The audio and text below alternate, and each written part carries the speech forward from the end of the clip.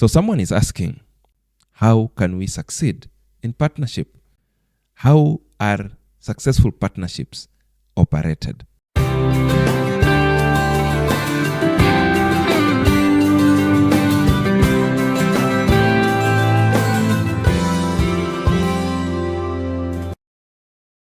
Welcome to a word from the coach.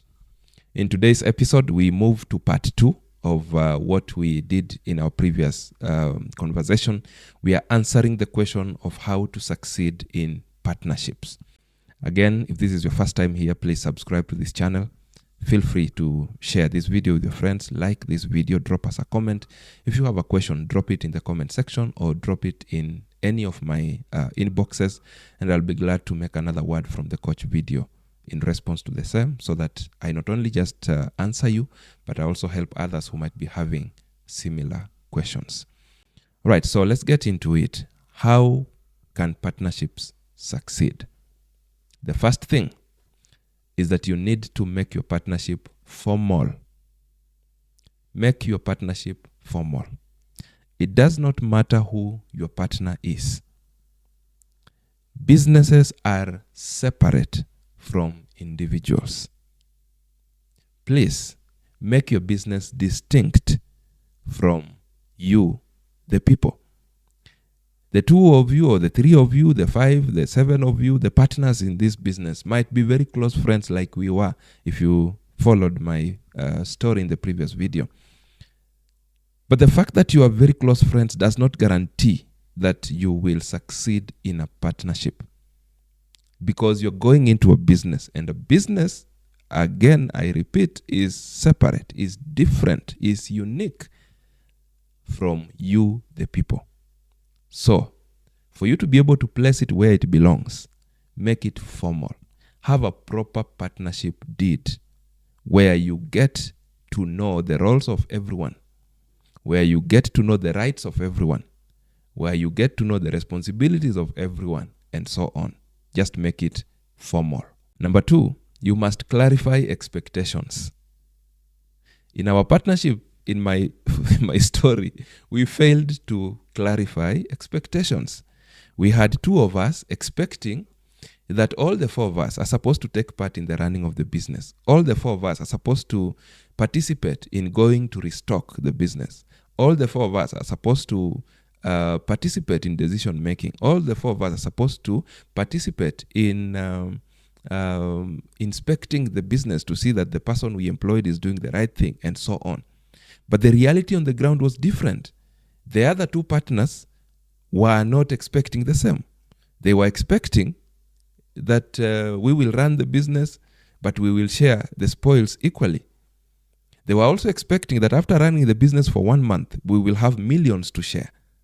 The reality on the ground was that we did not have anything to share after the first month. So make sure that you are able to levelize expectations. Clarify expectations. As you enter into this partnership, what are your expectations? What are you expecting out of this? All right?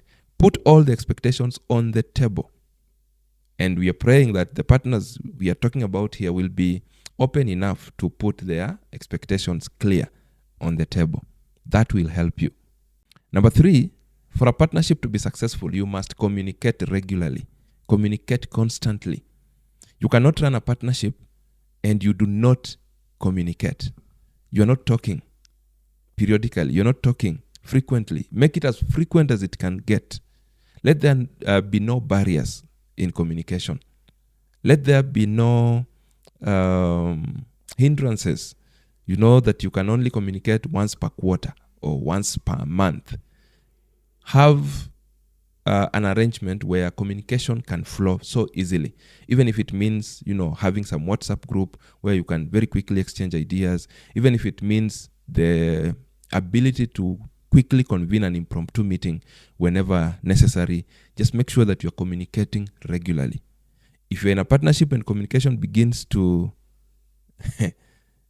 happen at intervals that are beginning to be wide from what they used to be, then that might be a red flag. But we'll talk about red flags in part 3. Okay? But just make sure you're communicating regularly. Number 4, for partnerships to succeed, make sure that you are keeping your side of the bargain. You as a partner in that particular partnership, make sure you keep your side of the bargain. Remember, when we are coming into partnerships, we have what we are bringing on board. So we have an arrangement. We have an understanding that I am bringing this, you are bringing this, and together we are forming a business that will be doing this. So make sure you as a partner, for your partnership to be successful, you are doing your side of the bargain. You are fulfilling what is expected of you. If every partner fulfilled what is expected of them, then the partnership becomes successful. Number 5, is also good to have measurable results. How can we measure your results as a partner? Okay, so make sure that what is expected of each partner is something that we can measure, so that we can be able to know how we are faring as partners in terms of our contributions into the business.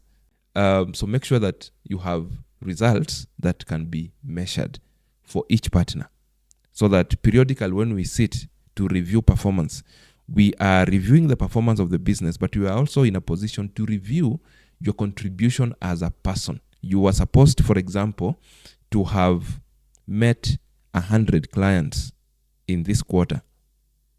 How many have you met? You're supposed, for example, to have helped the business to raise finances. We needed X amount of money. Have we gotten that money? You are supposed to have automated or helped in the automation of the business. Have we automated? And so on. So make sure that the results expected out of each partner is measurable. The next thing that will help your partnership to be successful is that you must talk clearly about money. Financial matters of the business must be discussed clearly and openly. Many partnerships avoid talking about money. Many partners in many partnerships avoid talking about money. And this is a ticking time bomb. I don't know. We have not normalized conversations of money. So we want to push those conversations to the back end of everything. We want them to be relegated to the bottom of the list of the things we want to do. But the truth is, if the financial aspect of your partnership will suffer, it is usually the first thing that will draw you apart. When there'll be suspicions that one partner is misusing or embezzling business funds, the business will collapse. The partnership will go down. If there is expectations financially that are not met, like what happened in our case, the partnership will go down. If there are suspicions that someone is not honest in their dealings, something will happen and the partnership will go down. If we don't have trust amongst ourselves financially, when we send you to collect business money, you bring this amount of money, but we are thinking this one might have been given more than this. Or when you come and tell us this particular deal will bring in this much, but we are thinking, this one, this one, for them to report this, looks like there is another amount they are not reporting. That partnership will go down. So make sure you make financial matters very, very clear. Talk about money matters clearly. Be transparent about them.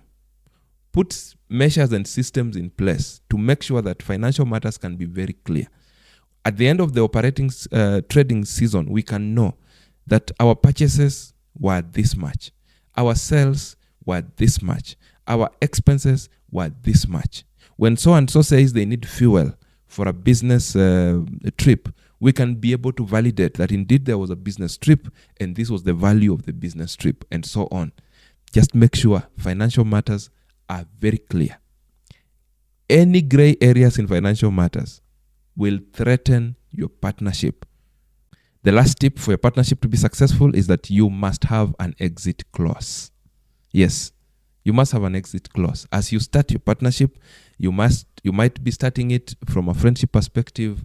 You are very ambitious. You are hopeful that your your business empire will grow into big proportions. But the reality that your partnership can or will collapse or will die at some point needs to also be on the table. Have an exit clause. In the event you get bored with this partnership, can you exit? How will you exit? In the event that your partners are not behaving the way you expected, what is your exit route? In the event that a partner goes against what you agreed, what is your exit route? So make sure your deed has an exit clause, that this partnership can be dissolved in this manner, that a partner can exit this formation by doing 1, 2, 3 things. Just make sure you are clear on the exit route. It will help your partnership to succeed better than if you didn't have an exit route. Once again, good people, I hope those tips will help you, those of you that are going into partnerships. I hope those tips will help you to make your partnership successful. This is part 2 of this conversation. See you again in part 3 as I talk about red flags in partnerships. What can you see for you to tell that your partnership is about to face the rocks? What are some of the things you can look at to know that your partnership is headed for the dogs? For the dogs or for the rocks, whichever. See you there. You can do better.